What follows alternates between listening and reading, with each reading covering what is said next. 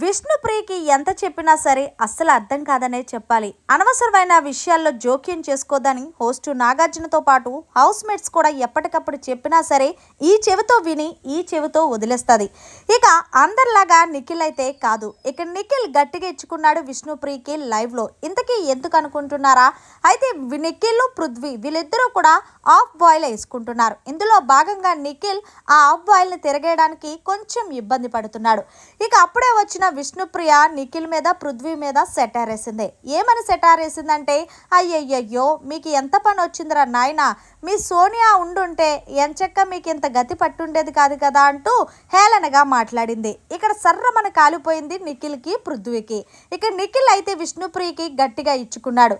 ఇవే మాటలు తగ్గించుకుంటే బాగుపడతావు. ఎన్నిసార్లు చెప్పాలి విష్ణుప్రియ, నువ్వు గడ్డి తింటున్నావా అన్నం తింటున్నావా? అయినా ప్రతిసారి కూడా సోనియా వెళ్ళిపోయినా సోనియా గురించి ఎందుకు ఎత్తుతున్నావు? సోనియా ఉన్నప్పుడు ఏమన్నా మాకు చేసి పెట్టిందా? మేము చేసుకునే వాళ్ళం కాదా అంటూ ఒక రేంజ్లో ఫైర్ అయ్యాడు. నేను సరదాగా అంటున్నానంటే సరదాగా అనే అమ్మాయిని బయటికి పంపించారు, మా మీద నెగిటివ్ వేశారంటూ గట్టిగా ఇచ్చుకున్నాడు నిఖిల్. మరి నిజంగా విష్ణుప్రియకు అనవసరమైన మాటల్లో ఎక్కువ దూరతదని చెప్పడంలో ఎలాంటి సందేహం లేదు. మరి మొత్తంగా విష్ణుప్రియ అనవసరంగా మాట్లాడుతుంది అని మీకు ఎప్పుడైనా అనిపించిందా? అనిపిస్తే కామెంట్ చేయండి.